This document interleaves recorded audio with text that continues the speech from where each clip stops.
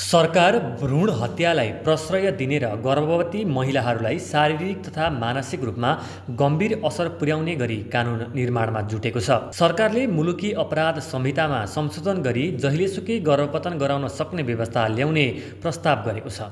कानुन न्याय तथा संसदीय मामिला मन्त्रालयले हालै सार्वजनिक गरेको मुलुकी अपराध संहिताको संशोधन मस्यौदामा भनिएको छ, जबरजस्ती करणी वा हाडनाता करणीबाट रहन गएको 18 हप्ताको गर्भवती महिलाको मन्जुरीले गर्भपतन गराउन सक्ने व्यवस्थालाई संशोधन गरी गर्भवती महिलाको मन्जुरीमा निजको ज्यानमा खतरा नपुग्ने गरी जहिलेसुकै पनि गर्भपतन गराउन सक्ने लगायतका व्यवस्था कायम गर्ने भएको छ। तर विज्ञ भने प्राविधिक र व्यवहारिक पक्षलाई ख्यालै नगरी गर्भपतन गराउन पुर्याउने उक्त प्रस्ताव संवेदनहीन र अमानवीय रहेको बताउँदै आएका छन्। उनीहरूका अनुसार उक्त प्रस्तावले जीवित शिशुको हत्यालाई वैधता दिनुका साथै महिलाको स्वास्थ्यमा गम्भीर असर पुर्याउने निश्चित छ। उक्त मस्यौदा जस्ताको तस्तै जारी भए बाँच्न सक्ने शिशुलाई मार्न पाइने कानुन लागू हुने देखिएको छ। विज्ञका अनुसार 26 हप्तासम्ममा गर्भमा पूर्ण शिशुको निर्माण भइसकेको हुन्छ।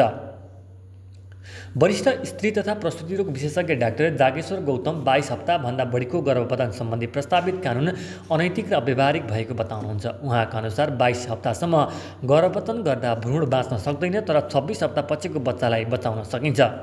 चिकित्सकीय दृष्टिकोणबाट प्रस्तावित कानुनको अव्यावहारिकताबारे प्रश्नाउँदै डाक्टर गौतम भन्छन्, जिउँदो बच्चा कसरी मार्न सकिन्छ? 26 हप्ताभन्दा पछिको बच्चा रोइरहेको हुन्छ, चलिरहेको हुन्छ। गत 2 वर्ष यता आफूले 26 हप्ताको 2 दर्जनभन्दा बढी बच्चा बचाएको उहाँले बताउनुभयो। जिउँदो बच्चा मार्न सक्दैनौँ, सांसद नै अभिवेकी ऐन बनाउन उन्मुख भए उहाँ भन्नुहुन्छ।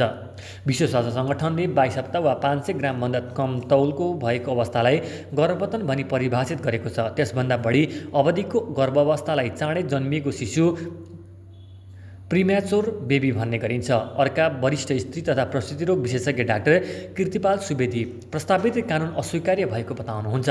22 हप्तापछिको गर्भपतन पूर्ण रूपमा अस्वीकार गर्छौँ, डाक्टर सुवेदी भन्नुहुन्छ। यस्तो प्रावधानले गर्भपतनलाई प्रोत्साहित गर्न सक्छ, जुन महिला स्वास्थ्यका लागि अत्यन्त जोखिमपूर्ण हुन्छ। प्रस्तावित गर्भपतनको नयाँ प्रावधानले विभिन्न समस्या, जोखिम र स्वास्थ्यकर्मीलाई नैतिक समस्या निम्त्याउने डाक्टर सुवेदीको भनाइ छ। जबरजस्ती वा हाडनाताबाट गर्भ रहेको अवस्थामा परिवारका सदस्यले मुद्दा मामिला नगरौँ, कुरा मिलिसकेको छ भन्दै गर्भपतन गराउन दबाब दिने गर्छन्। डाक्टर सुवेदी भन्छन्, सीमा खुकुलो पारिँदा 34 हप्तासम्मको गर्भपतन माग्ने अवस्था आएमा के गर्ने? डाक्टर सुवेदीका अनुसार गर्भ अवस्था बढ्दै जाँदा आमाको शरीरमा जोखिम पनि उत्तिकै बढ्दै जान्छ। 22 हप्ता र 28 हप्ता 30 हप्ता जति बढ्दै जान्छ त्यति नै प्रसुतिको जोखिम पनि बढ्छ। सामान्य प्रसुति नै जोखिमपूर्ण हुन्छ भने औषधि दिएर गर्भपतन गराउँदा आमाको जीवनमा थप जोखिम बढ्छ, डाक्टर सुवेदीले स्पष्ट पार्नु भएको छ। यस्तै थापाथली स्थित परोपकार प्रसुति तथा स्त्रीरोग अस्पतालका प्रसुति गृहका निर्देशक डाक्टर श्रीप्रसाद अधिकारी 26 हप्ताको गर्भपतन गर्दा महिलाको शारीरिक तथा मानसिक स्वास्थ्यमा प्रत्यक्ष असर गर्ने बताउँदै आउनु भएको छ। सुरक्षित मातृत्व तथा प्रजनन स्वास्थ्यको अधिकार ऐन 2075 ले 28 हप्तासम्मको गर्भलाई पतन गराउन सक्ने व्यवस्था गरेको छ। सरकारले यसलाई खुकुलो बनाउँदै जुनसुकै समयमा गर्न सक्ने व्यवस्था गर्दैछ। तर सुरक्षित मातृत्व तथा प्रजनन स्वास्थ्यको अधिकार ऐन 2075 जारी भएको 7 वर्षसम्म पनि नियमावली बन्न सकेन, जसको कारण थियो विज्ञ चिकित्सकहरूको विरोध। ऐनमा भनिएको छ, जबरजस्ती करणी वा हाडनाताका करणीबाट रहन गएको गर्भवती महिलाको मन्जुरीले 28 हप्तासम्मलाई सुरक्षित पतन गर्न पाउने अधिकार हुनेछ। ऐन पारित भएपछि आवश्यक निर्देशिका, नियमावली आदि विषयमा स्वास्थ्य मन्त्रालयले स्त्री तथा प्रसुति रोग विशेषज्ञसँग छलफल समेत गरेको थियो।